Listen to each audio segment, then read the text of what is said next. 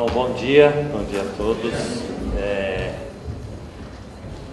Primeiro dizer que sempre que eu venho a Campo Grande sou muito bem recebido, né? Então, primeiro agradecer todo esse acolhimento que não dá chabu, né? E isso é muito gratificante. Segundo, também como é legal poder estar participando de um evento que eu acho que tem toda uma aposta em nível nacional e que aqui vocês também estão inseridos, mas que é um evento que extrapola o muro, inclusive pela própria composição de quem está aqui, né? E nesse sentido é mais interessante ainda de que a gente possa estar... Sumiu? Eu mesmo. Que a gente possa estar numa aula magna de um curso de mestrado e ao mesmo tempo estar atravessando todo o muro que faz imaginariamente uma relação entre academia e serviço. Eu acho que essa possibilidade é um desafio permanente. Em particular, todos nós que temos uma história de vida profissional, acadêmica, que tenta fazer esse atravessamento o tempo inteiro.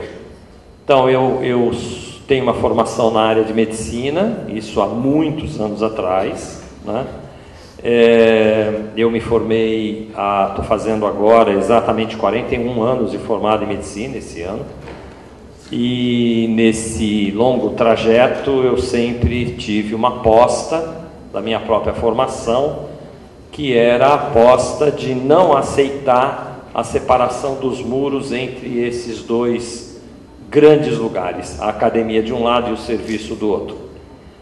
Então, na minha trajetória, que é razoavelmente longa nesses últimos anos, ela vem tentando fazer exatamente uma construção de que é necessário a gente atravessar permanentemente essas barreiras imaginárias, que é necessário a gente construir um nível de cumplicidade do ponto de vista da construção de um novo modelo de cuidado no Brasil, no campo da saúde. E tento fazer isso coerentemente em todo lugar que eu me insiro. Atualmente eu tenho uma inserção na Universidade Federal do Rio de Janeiro. Eu tive um longo trajeto da minha vida que inicia na USP e termina na Unicamp, onde eu me aposentei em 2003, depois de mais de 30 e tantos anos de sala de aula, entre aspas, né? E minha vida na rede de serviço, eu fui sanitarista da rede de serviço também por bastante tempo, no cotidiano do serviço, fazendo uma mistura entre a clínica e as práticas sanitárias como uma aposta da minha própria vida profissional.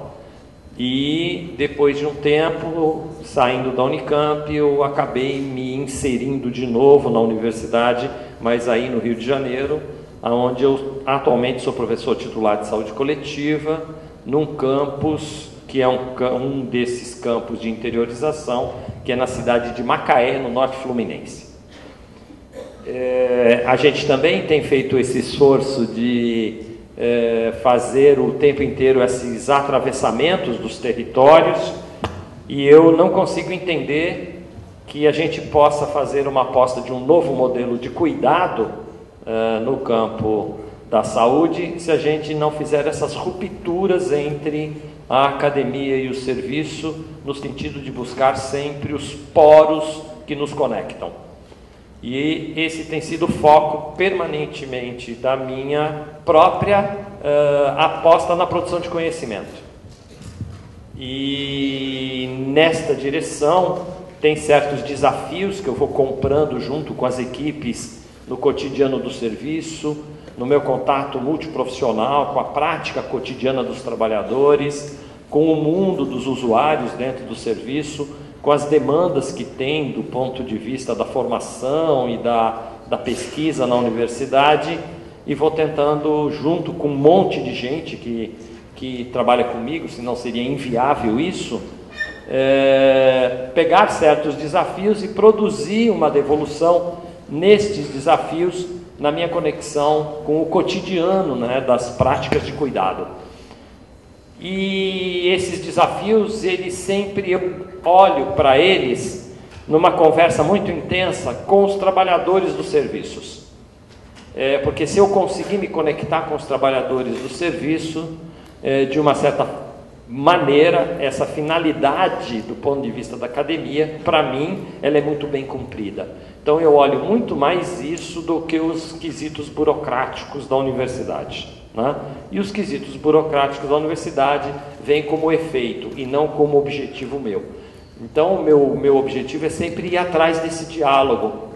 E ultimamente eu tive 2 grandes desafios, eu vou tentar costurar eles aqui na conversa com vocês, que envolvem aí uma certa discussão neste campo da saúde, por onde mesmo opera as principais formas de aquisição de conhecimento que nós todos, trabalhadores de saúde, pesquisadores, profissionais em geral desse campo, os próprios usuários, os gestores, por onde mesmo opera as grandes aquisições de conhecimento às quais nós estamos inseridos. E dentro disso, eu tive uma possibilidade de me debruçar sobre um tema que não é um tema simples, dentro dessa questão da produção de conhecimento, que era uma demanda que eu recebi por parte de um evento que ocorreu nacional aí há um tempo atrás, em Brasília, que é a Mostra de Saúde da Família. E esse encontro que mobilizou mais de 10 mil pessoas, eu creio que vários daqui estavam lá, pelo menos algumas pessoas que eu conheço estavam lá, e na sequência depois um grande congresso, que é o da Rede Unida, que foi em Fortaleza, que mobilizou 6 mil pessoas.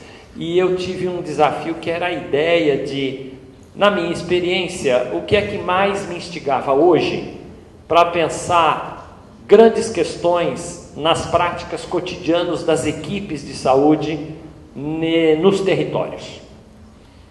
E eu fiquei tentando achar um ponto de discussão, que era um ponto de discussão que me mobiliza há muito tempo e que continua me mobilizando a todo momento que eu estou envolvido com os profissionais na sua prática cotidiana. Bom, hoje sexta-feira, eu diria que segunda-feira, então há 4 dias atrás, eu estava, por exemplo, dentro de uma unidade com várias equipes de saúde da família, fazendo exatamente uma discussão com eles de questões que eles estavam vivendo no cotidiano e que, de uma certa forma, exigia essa possibilidade de eu trocar com eles essa tensão, que eu acho que é uma tensão que nós precisamos enfrentar neste campo da saúde, que se nós não soubermos enfrentar, ela não permite a gente construir novas práticas de cuidado que tem na vida do outro a grande aposta. Então esse é um primeiro elemento que me parece importante, que é o meu marcador ético de onde eu vou tentar falar, tanto na questão da produção do conhecimento, quanto nas apostas no interior do mundo do trabalho, no cotidiano dos serviços. O primeiro princípio ético, para mim, é um princípio que nasce de uma aposta brasileira. E eu diria que, infelizmente, ela não é uma aposta mundial, mas ela é uma aposta, pelo menos, de boa parte de grupos dentro do Brasil. E mais que isso, é uma aposta que foi construída de uma maneira muito árdua, de uma maneira muito longa e ainda não consagrada plenamente, mas que é uma aposta que a mim me mobiliza muito, não é? Que é essa ideia de que nós construímos nesse país, um país que tem uma desigualdade muito grande instalada nele, a noção constitucional de que a vida de qualquer um vale a pena. É óbvio que muitos diriam que a gente tem na Constituição brasileira a ideia de que a saúde é um direito, que a saúde é um direito de todos e um dever do Estado. E é assim que está escrito lá no artigo 196 da Constituição brasileira de 88. Mas eu faço uma leitura deste artigo deste jeito que eu estou falando. O Brasil faz uma aposta, a partir desse reconhecimento constitucional, de que a vida de qualquer um vale a pena, e esta vida é um patrimônio social. E, portanto, é um dever do Estado garanti-la, individual e coletivamente, e é um direito de todos tê-la, não é? Essa aposta não é uma aposta simples, em nenhum lugar do mundo. Nenhum lugar do mundo. Por exemplo, se você for para o país mais rico do mundo, não existe uma aposta desse tipo. Nem na lei, que a vida de qualquer um vale a pena. Na realidade, no país mais rico do mundo, a vida de qualquer um vale a pena se ele puder comprá-la. Então, isso tem uma tradução imediata. A vida de qualquer um não vale a pena igualmente, não é? Então, os Estados Unidos é um país que não acompanha esse tipo nem imaginário, porque o imaginário é que a saúde é um bem de mercado. Então, é um país que está convicto que a saúde, para ser obtida, tem que ir no mercado para ser comprada. Isso é consagrado como princípio na sociedade americana. E não só na sociedade americana. Você poderá ir para algum país europeu e, de uma certa maneira, imaginar assim, a vida de qualquer francês vale a pena. Bom, mais ou menos, porque uma coisa é a garantia do direito no antigo estado do bem-estar social, que existia na Europa, a outra coisa é você ver hoje como é que a Europa se mobiliza em transformar intensamente diferença em desigualdade.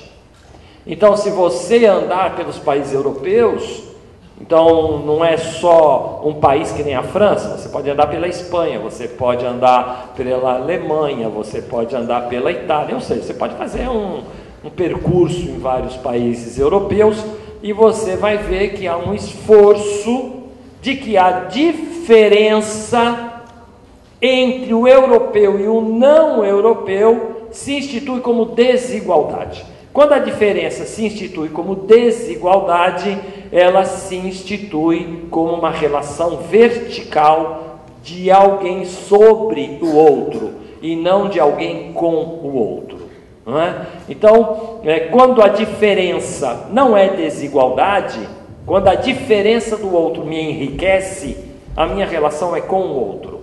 Quando a diferença do outro é desigualdade, a minha relação é sobre o outro. E isso é uma característica que marca muito, por exemplo, movimentos dentro da sociedade europeia, que diferente dos Estados Unidos, que essa desigualdade é nitidamente quem chega e quem não chega no mercado, no caso da sociedade europeia, essa desigualdade se instala por ser e não ser europeu. E quem se propõe a ser assimilado pela cultura europeia poderá então aí ser tratado não no campo da desigualdade, mas nesse campo do igual direito. Mas quem não se dispor a ser assimilado será tratado como desigual. Por isso que um grande problema que mobiliza a Europa hoje, inclusive entre as ideologias mais de direita, mais de esquerda, é o que se faz com o imigrante. Porque o imigrante é que institui essa relação do diferente e desigual, não é?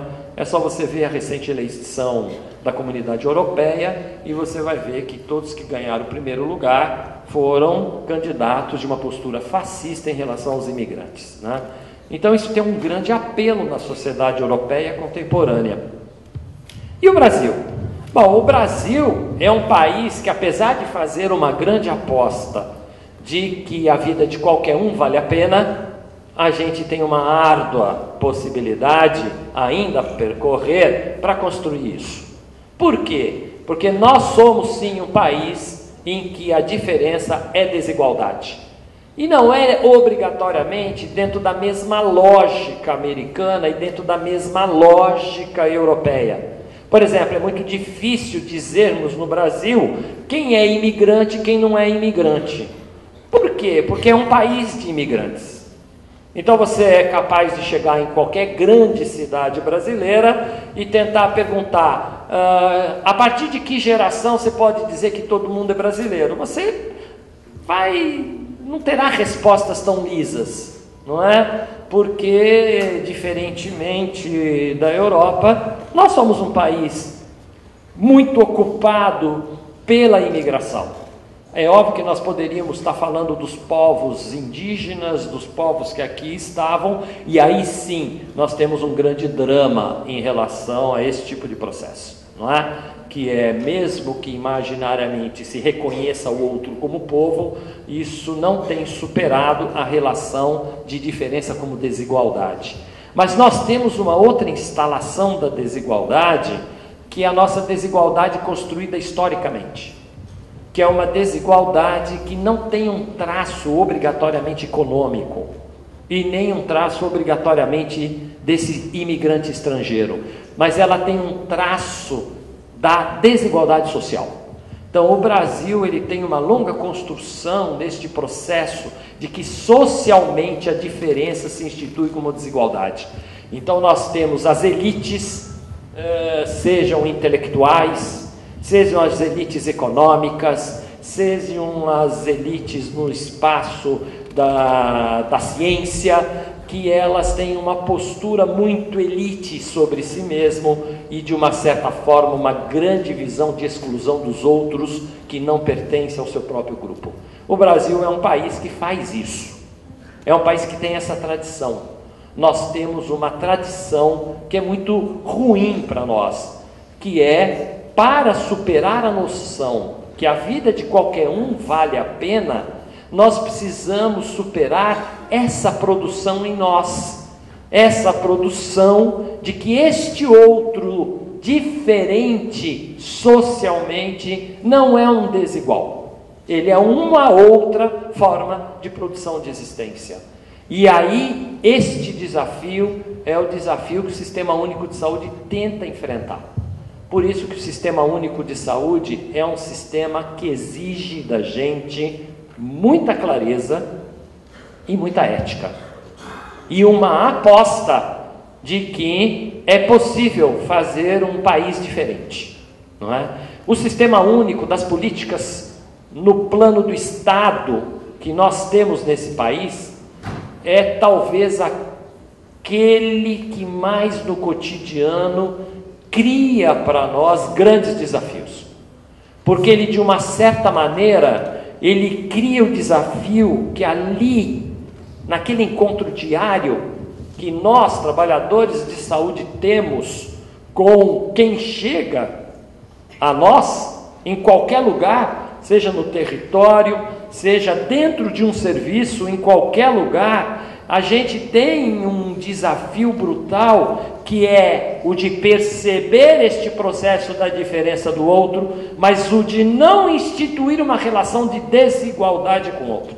E isso exige de nós, no campo das práticas de cuidado, ter que inventar processos relacionais com o outro, em que o outro torna-se legítimo perante nós. Legítimo a ponto da gente considerar que essa vida que ele traz é uma riqueza em si e que, portanto, nos interessa profundamente. Esse tipo de desafio, ele exige, de um lado, um posicionamento ético muito claro. Esse posicionamento que eu marquei: a vida de qualquer um vale a pena e, portanto, ela me interessa. Ela interessa para nós, trabalhadores de saúde. Ela interessa para nós, o coletivo que está ali em contato com esta vida que chega a nós. Então, esse é um princípio ético. Essa vida me interessa. A outra questão não se resolve na ética. A outra questão resolve-se na construção dos processos de trabalho. se resolvem na configuração tecnológica que nós, profissionais de saúde, ali no nosso modo de trabalhar, temos como desafio. Quais são as tecnologias no campo do cuidado que nos permite o encontro com essa diferença e, ao mesmo tempo, a incorporação dessa diferença como imperativa para a produção do cuidado. Nós sabemos que isso é talvez um dos desafios mais gigantescos que nós temos. Porque para cumprir com esse desafio, para cumprir com o desafio que essa vida que chega a nós é um imperativo categórico que vai comandar o nosso encontro, inclusive entre nós, é uma construção que não é imediata, e é uma construção que nós temos tido muita dificuldade no cotidiano do serviço. Pensar isso é talvez das últimas produções que eu tenho feito, é uma questão que me atraiu para fazer essa conversa com as equipes de saúde da família, e para a qual eu escrevi um texto que já no título ele tem uma grande provocação, porque ele não é de simples entendimento. Então, o próprio título do meu texto já é para produzir provocação. Ele chama A Vista do Ponto de Vista. E eu vou falar um pouquinho dele para voltar para esses problemas que eu trouxe para vocês. Eu aprendi essa ideia de que todo ponto de vista tem uma vista e não um ponto. Porque normalmente nós ficamos presos ao ponto e não à vista. Mas eu aprendi a ideia que todo ponto de vista tem uma vista. E é sobre esta vista que interessa conversar, mais do que sobre o ponto. E eu aprendi com um pensador há muitos anos atrás, que fez essa formulação, que é o Frei Beto. Lendo um texto do Frei Beto há muitos anos, e aí o Frei Beto estava discutindo algumas coisas, se eu não me engano, que passava pelo tema da anistia no Brasil, alguma coisa assim, e aí ele solta essa frase: não, mas a discussão aqui é sobre a vista do ponto de vista. Bom, isso anda na minha cabeça, anos anda na minha cabeça, e eu tentando achar um modo de conversar com isso. E aí acabei escrevendo em novembro, dezembro, um texto que tinha esse nome: A Vista do Ponto de Vista, as tensões no interior das equipes. Neste caso eu peguei na saúde da família, mas são as tensões em todos os coletivos de trabalhadores. O que significa isso? Isso significa enfrentar a seguinte questão. Eu sempre uso esse exemplo, então se vocês olharem um vídeo meu, vocês vão ver eu falando às vezes desse exemplo, porque eu acho que é um bom exemplo. Esse exemplo aqui é o seguinte: eu acho que se eu olhar para aqui as pessoas todas que estão na sala e falar, isso aqui é uma garrafa d'água, eu acho que aqui neste momento nós não teremos desacordo sobre isso. Isso é uma garrafa d'água. E aí eu diria, eu gostaria que cada um do seu lugar falasse desta garrafa d'água. Ora, partindo do princípio que todos concordamos que isto é uma garrafa d'água, a nossa conversa é que nós teríamos ponto de vista distinto sobre a garrafa d'água. Mas todos teríamos o mesmo acordo na vista desse ponto. Todos estamos falando de garrafa d'água. Isso quer dizer, se nós temos um acordo que isto é uma garrafa d'água, nós podemos ter diferenças entre nós de pontos de vista. Deu para pegar essa ideia? Então, eu pediria para a Mara descrever a garrafa d'água que ela está vendo, ela descreveria a garrafa d'água e poderia até dar significados de como é complicado ter garrafa d'água. Aí eu pediria para alguém do outro lado descrever a garrafa d'água, ela também poderia estar descrevendo, mas não descreveria do mesmo ângulo que a Mara, e poderia estar dando outros significados sobre a garrafa d'água. Poderia falar contra a indústria que fabricou essa garrafa d'água. Poderia falar sobre o absurdo que é o preço atual de garrafa d'água. Tem aeroporto hoje no Brasil que cobra R$7 uma garrafa d'água, não é? Talvez você compre ouro de uma maneira mais facilitada. Mas todos nós estaríamos conversando sobre a garrafa d'água. Mas eu poderia ter alguém que não pertence a este grande agrupamento nosso aqui, que vem de um outro lugar no mundo, e que eu falasse para ele: olha a garrafa d'água. E ele olharia para mim e falaria assim: garrafa d'água? O que é uma garrafa d'água?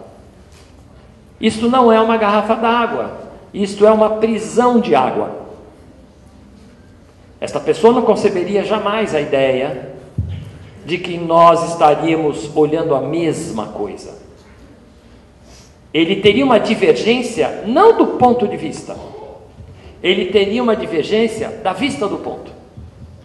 Ele diria assim: no meu mundo não existe a possibilidade de existir garrafa d'água.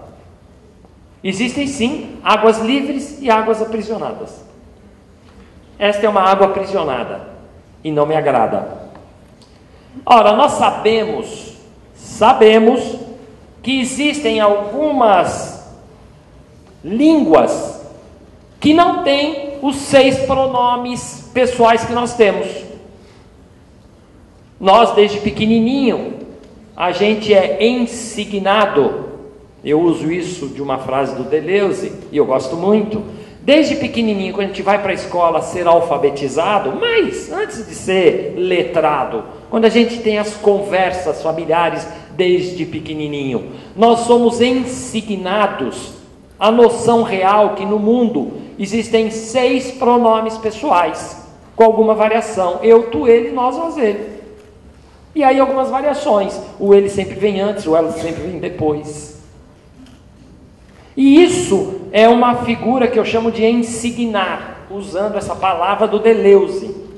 Ensignar quer dizer que quando a gente ensina a língua portuguesa para alguém, ou alguém aprende a língua portuguesa, ela forma uma visão de signos do que é o mundo para ela. Então, se você perguntar quantas categorias de pessoas existem no mundo, ela vai falar 6.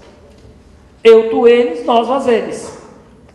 Acontece que existem línguas no mundo que não têm 6 pronomes. Não existe alguns destes pronomes. Então, estas crianças que estão aprendendo a sua língua natal, se eu perguntar quantas categorias de pessoas tem no mundo, ele vai dizer 4. Não tem, por exemplo, nem o tu, nem o vós. Ou o outro vai dizer: bom, não tem variação entre alguns destes componentes, a gente só tem 3 pronomes: eu, o outro e os outros. Ora, existem várias línguas no mundo sendo faladas e que não obedecem à mesma vista do ponto. Isso quer dizer que, na realidade, nós não construímos o mesmo mundo só porque nós temos ouvido, nariz e olho de comum. Se você pegar os 7 bilhões de humanos na Terra hoje e dizer: todos estão funcionando direitinho, os olhos funcionam direito, vamos supor, né? Porque não é verdade. Os ouvidos estão funcionando direito, o nariz está funcionando direito, a boca e a pele. Peguei quase todos os sentidos, não é? E aí você diz, lógico, então, se todos os corpinhos estão funcionando igual, então nós construímos o mesmo mundo para nós. Errado. Nós não fabricamos o mesmo mundo. Há grupos que fabricam um mundo, há grupos que fabricam outro mundo. Isto quer dizer que entre nós pode ser que a nossa diferença não seja do ponto de vista. Pode ser que a nossa diferença seja da vista do ponto. E essa diferença da vista do ponto, ela é mais complexa do que a diferença do ponto de vista. Mesmo que tenham pessoas que se matem pela diferença do ponto de vista. Mas existem povos que matam os outros pela diferença da vista do ponto. É só ver o que os Estados Unidos faz com um monte de lugar. Já perceberam que eu tenho problema com os Estados Unidos, né? Não é só, é uma pena. Então vocês reparam, essa tensão, vale a pena pensar sobre ela. Vale a pena, porque não é uma diferença em que nós podemos partir do princípio que estamos olhando a mesma coisa, como seria a questão da garrafa d'água, porque a gente pode não estar olhando a mesma coisa, a gente pode estar falando de mundos distintos. E aí, como é que eu olho o mundo de um jeito, me encontro com alguém que fala de outro mundo que não é o que eu falo? E como é que isso pode permitir encontro e não guerra, cooperação e não hierarquia, alteridade e não autoridade? Vocês sabem o que é alteridade? A alteridade está representando, é uma palavra com L, que quer dizer o outro. Então, alteridade é essa relação do outro em mim e de mim no outro. Essa relação da alteridade é um grande tema. Há quem diga, e eu sou um dos que pensa assim, de que nós só produzimos vida na alteridade. Sem alteridade, a gente não produz a nossa existência. O famoso romance Robinson Crusoe, que eu acho que todo mundo já ouviu falar, o autor teve que inventar um papagaio, a princípio, para poder criar jogo de alteridade. E depois inventa mais uma outra figura nativa. A alteridade, inclusive em certas áreas da teoria da subjetividade, ela é fundante da minha existência. É o meu jogo de alteridade com a minha mãe, com meu pai, com os outros em mim, que faz eu construir o meu território, ou os meus territórios identitários. Não é? Tem várias teorias que tratam dessa questão. Então, como é mesmo que eu posso, nesse encontro com a alteridade, não transformar isso em autoridade sobre o outro? Ora, quando nós estamos num diálogo, no campo da formação, quando nós estamos num encontro, no campo do cuidado, nós estamos diante disso. E isso é um elemento de construção do que é exigido para nós nas nossas práticas como trabalhadores e nas nossas práticas de produção de conhecimento. Essa exigência, ela deve o tempo inteiro operar sobre nós, só que nós não damos visibilidade para isso. Ela está presente em nós, no nosso cotidiano do trabalho, mas nós não falamos disso. Por exemplo, Nós temos no Brasil 14 profissões de saúde. Não sei se vocês conseguem nominar as 14. Outro dia eu fiz um exercício dentro de uma sala com um grupo de estudantes e nós conseguimos chegar nas 14. Mas vocês poderiam aí ficar pensando a quantidade de profissões de saúde que vocês conhecem. Então nós chegaríamos fácil, perto dos 14, não é? Quais são os trabalhadores universitários que operam no campo da saúde e que se inserem como trabalhadores desse território? Então nós poderíamos começar, não é? Terapia ocupacional, fono, nutrição, médico, enfermeiro, psicólogo, odontólogo, biomédico, fisioterapeuta, farmácia, biólogo, saúde coletiva, que agora tem um curso de graduação, educação física, serviço social. Vão aí nominando, vocês chegam. E eu diria que quando eu fazia medicina nos anos 60, a gente não conseguiria contar 14. Não existiam esses 14, não é? Na realidade, há um processo intenso de criação de novos núcleos profissionais. Ora, isso é interessante.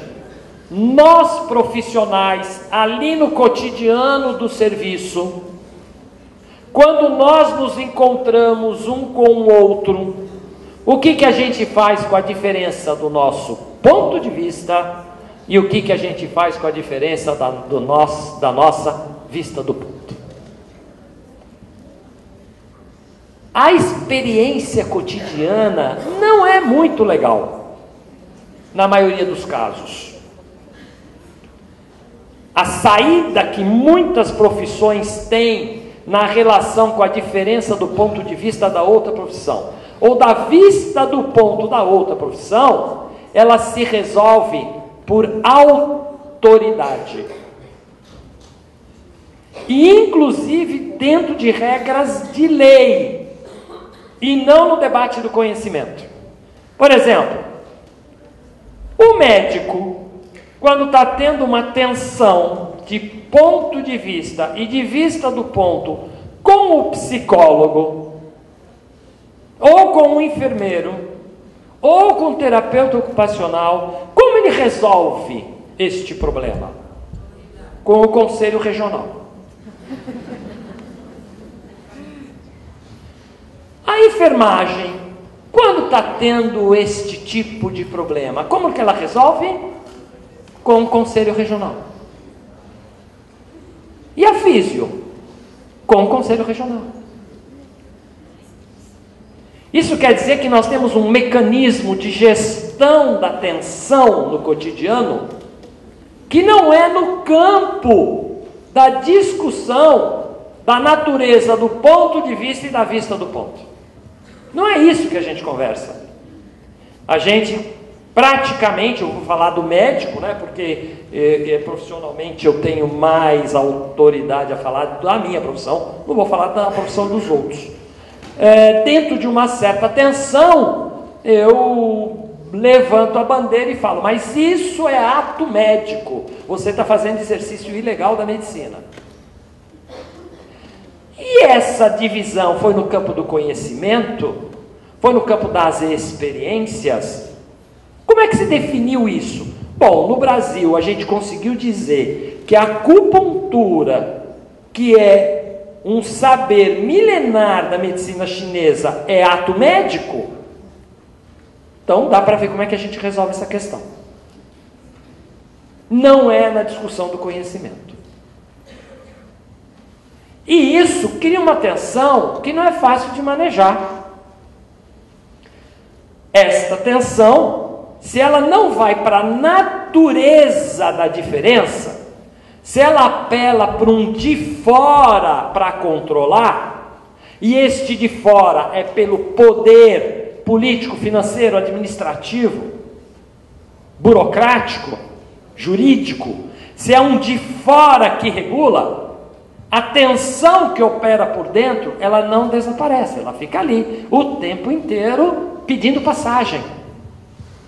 E isso vai gerando cotidianamente sérios processos de incômodo na forma como vai se tentando construir coletivamente uma troca de saberes, ponte entre os territórios, conversa sobre o ponto de vista e a vista do ponto. E aí fica sobrando isso para uma vista do ponto e um ponto de vista que é mais nobre do que todos os pontos de vista e vista do ponto das profissões, que é a vista do ponto e o ponto de vista do usuário do serviço de saúde, por exemplo. Qual é, afinal de contas, se a vida de todo mundo vale a pena, se a vida do outro é uma produção rica de existência, se o outro é autoridade sobre si, mais do que nós sobre ele, se ele é uma alteridade sobre nós profissionais, qual é o lugar que a vista do ponto e o ponto de vista dele ocupa no interior das equipes de saúde para nós conversarmos sobre as nossas vistas do ponto? Este elemento é tecnologicamente estratégico para poder pensar novas formas de cuidado. Nós temos que conseguir equacionar tecnologicamente a possibilidade da invasão da vista do ponto e do ponto de vista deste outro, que é quem necessita desta relação, em termos da vida dele, para a gente poder operar a mediação do encontro entre nós. A mediação do encontro entre nós não pode vir de fora. Não pode ser burocrática, financeira, administrativa.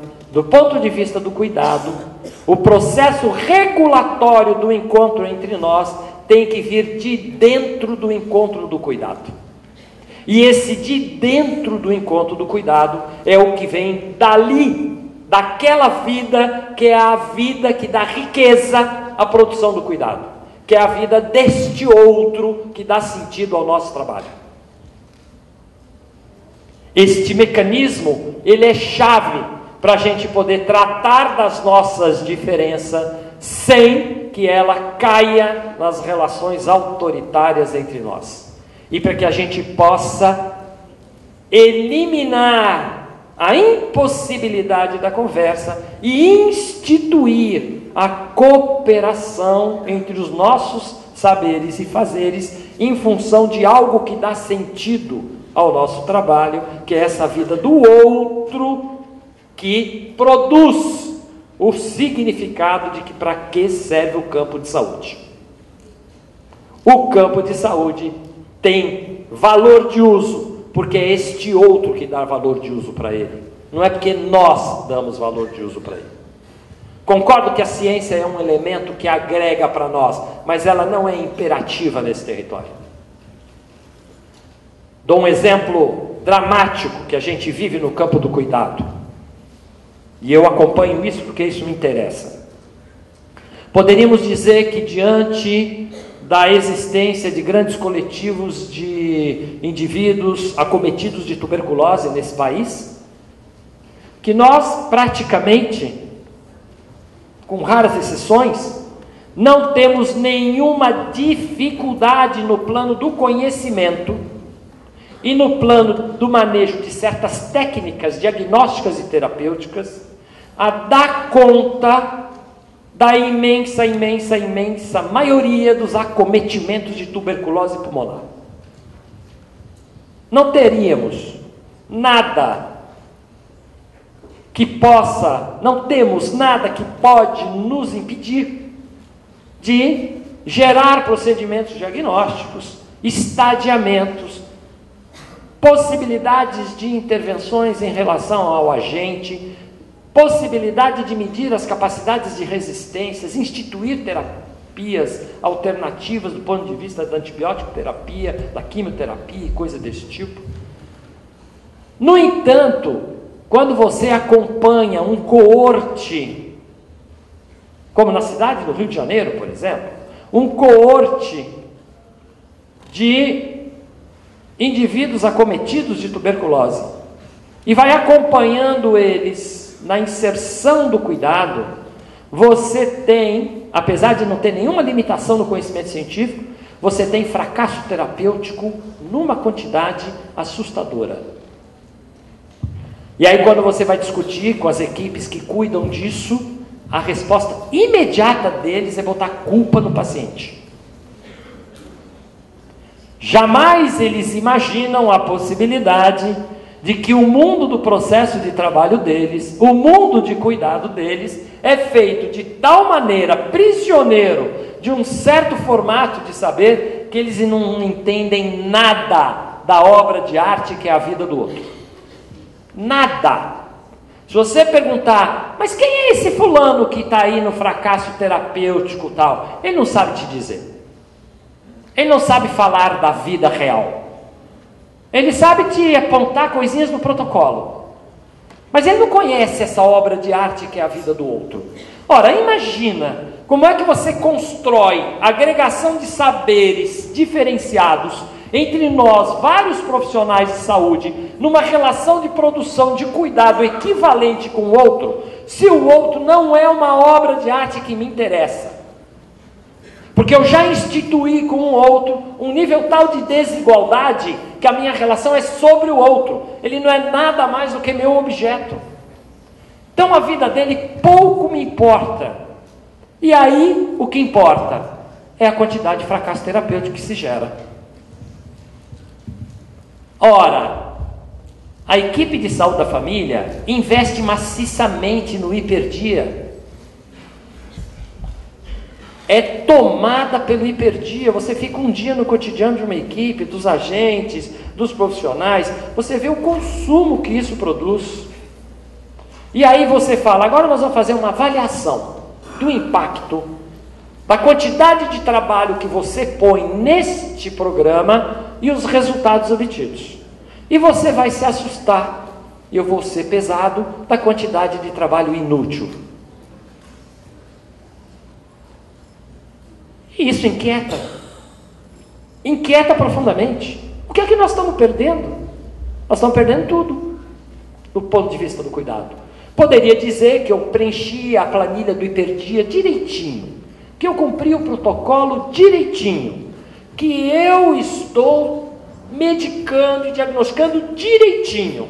E aí me lembra um cirurgião americano, que eu vi ele falando isso ao vivo, e ele dizendo assim: a cirurgia que nós fizemos no coração do paciente e tal, ela foi perfeita.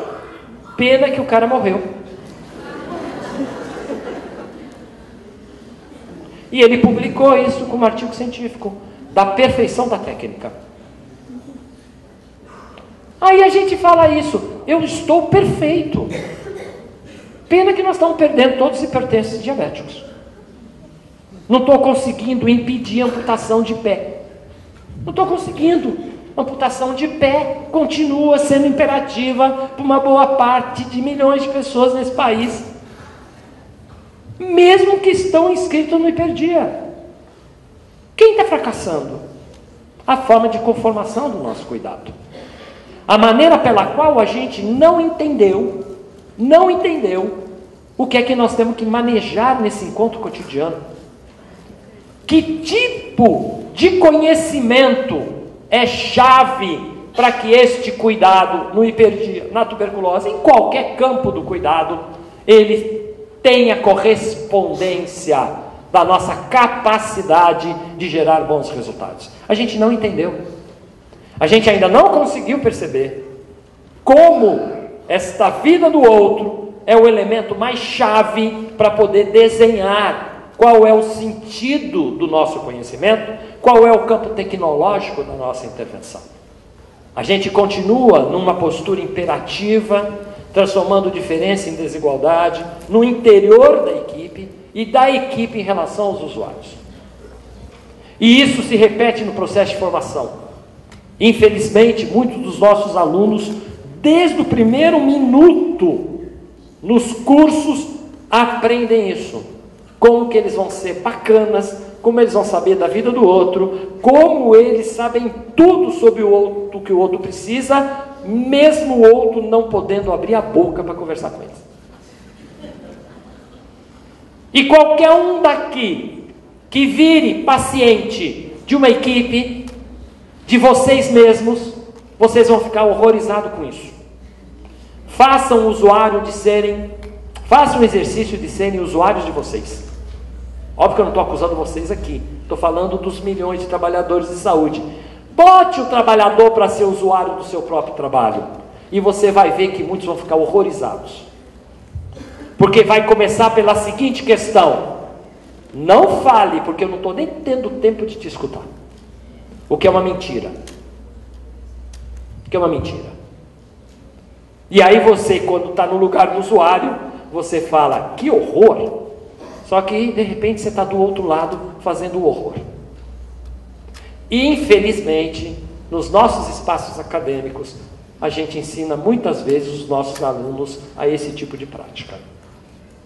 E isso é um elemento vital, nobre, para que a gente possa enfrentar, dentro das nossas experiências, que são milhares neste país, exatamente aquelas que acumulam ao contrário. Então, isto é interessante de observar. Será que não tem em nenhum lugar, nenhuma equipe no cotidiano fazendo coisas diferentes? Felizmente, tem e muitas. Mas às custas de si mesmo. Isso que é dramático. Tem muitas equipes que são incríveis, porque elas não topam se submeter a isso. Elas estabelecem entre elas certos modos de trabalhar e vão superando essas dificuldades pela capacidade que o trabalho vivo delas lhes permite fazer isso, mesmo contra as regras. Então é possível, e eu estou dizendo isso de cátedra, né? Porque eu coordeno uma pesquisa nacional nesse país, em vários municípios, com dezenas e dezenas de pesquisadores, sobre o cotidiano da produção do cuidado, e a gente tem encontrado isso. A gente sempre tem encontrado equipes que, entre si, fazem um acordo sem pedir licença para ninguém, e fala, vamos nos articular de outro jeito? Vamos nos relacionar de outro jeito? E você passa a conhecer uma quantidade enorme destas equipes, mesmo em situações difíceis, usando um recurso que é nobre no mundo do cuidado, que é o trabalho vivo em ato de cada um, que você pode exercer sem pedir licença para ninguém. Esse trabalho do cuidador, do trabalhador de saúde, ele exerce na direção que ele quer. Ele é que decide se a vida do outro vale a pena ou não. Não tem nenhuma lei que decide isso. Quem decide ali no encontro cotidiano que a vida do outro vale a pena e é uma obra de arte, somos nós no cotidiano do cuidado. E isso você percebe em várias equipes que vão fazendo essas experiências pelo país. E é exatamente isso que a nossa pesquisa está atrás. Nos interessa patrimoniar isso no sentido do visível, no sentido do conhecer, de que as pessoas possam conhecer e saber isso. Não é só experiências exitosas, são experiências ousadas. São experiências que os coletivos de trabalhadores de diferentes profissões tomam na sua própria mão esta defesa enfática da vida do outro como a principal riqueza. E aí passam a operar mudanças na conformação do seu processo de trabalho e conseguem conversar sobre uma garrafa de água que não é uma garrafa de água. Este tipo de processo nos interessa. No grupo que eu trabalho, a gente tem feito várias abordagens já neste tipo de estudo. Estamos atualmente fazendo uma investigação em 33 municípios do país, e tem sido muito instigante o que a gente anda encontrando, não é? E isso é vital, porque isso, de uma certa maneira, e aí eu vou encerrando, traz algo que tem que nos chamar a atenção, e que ultimamente eu tenho falado bastante com os meus alunos da graduação, com os alunos da UFRJ que eu tenho contato, e com as redes de serviço. Quando, e aí eu posso falar da minha geração, deve ter gente aqui que é contemporâneo a mim, mas eu sou antes do SUS. Então, se vocês imaginarem que eu já era profissional de saúde e não existia a mínima hipótese de imaginar o Sistema Único de Saúde, eu sou dessa época. Eu sou antes de existir saúde coletiva. Eu sou antes de existir tudo que já é dado hoje. Eu e um monte de gente. Infelizmente, alguns já foram, outros ainda estão aí. E isso é um elemento interessante, porque nós, naquele período e por longo tempo de luta, a gente sai do governo militar, em 84, e faz uma ruptura no campo da saúde, com a tradição que era a saúde da época do governo militar.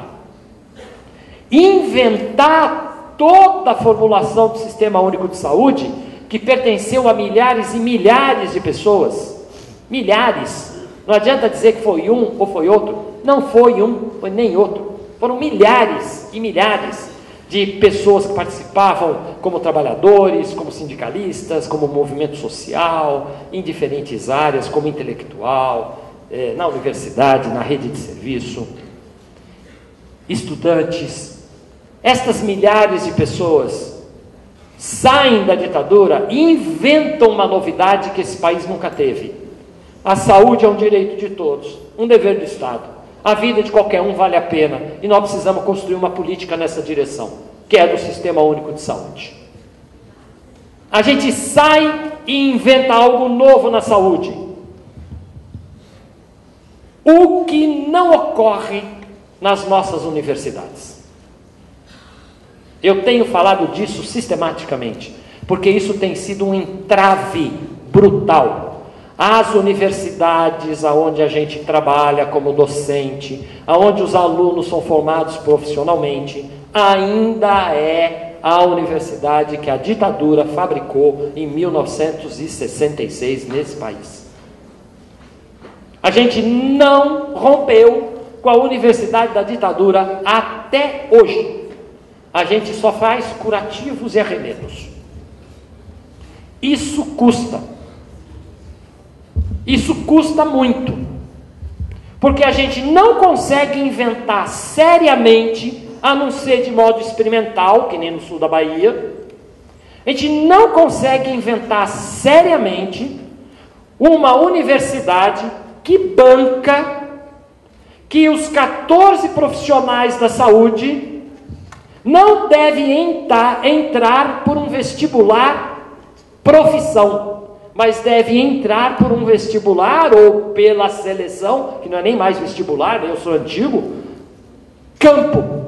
Ou seja, a gente não consegue bancar nas nossas universidades, que ainda são filhotes da ditadura, o posicionamento de romper com as escolas centradas nas profissões e com os departamentos.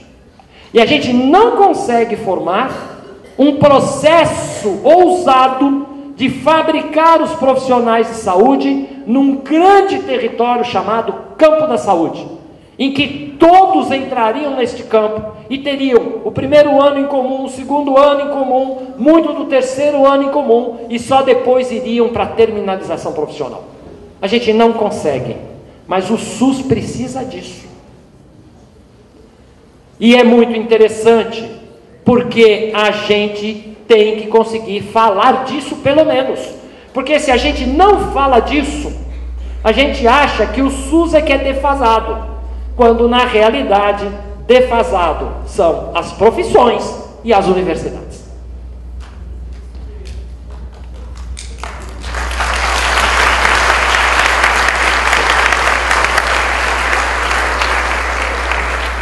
E isso é uma ousadia chave. Estamos diante de fazer uma grande discussão sobre a vista, dos pontos de vista sobre a formação. Não é sobre os pontos de vista da formação. Precisamos ter um posicionamento mais radical, inclusive das instituições, às quais alguns de nós pertencem, dentro do campo da ciência, como o campo da saúde coletiva, por exemplo, aonde a Abrasco pode ser uma entidade que puxe de uma maneira radical um posicionamento nessa direção. Precisamos ter uma outra possibilidade do movimento estudantil ter um posicionamento mais claro sobre isso, dos docentes ter um posicionamento mais claro sobre isso. É capaz de se ler, que nem eu tenho a paciência de ler, um congresso da Associação Nacional dos Docentes do Ensino Superior, que solta como conclusão do seu congresso um jornal de 15 páginas e não tem uma linha sobre essa discussão. Isso é lamentável, porque do meu olhar, do meu ponto de vista, da minha vista do ponto, isso para mim é um elemento central na discussão atual. E isso significa uma briga que não é pouca, que é enfrentar as profissões, enfrentar os conselhos. Apesar de eu ter algumas ressalvas, o que mais me agradou no Mais Médico foi a ousadia de enfrentar a minha categoria profissional, que nunca foi enfrentada por ninguém, e que agora foi enfrentada. Então eu posso ter uma ou outra ressalva, posso ter uma ou outra discussão, mas uma coisa me agradou: os médicos mostraram o quanto eles são anti-saúde no Brasil. É isso.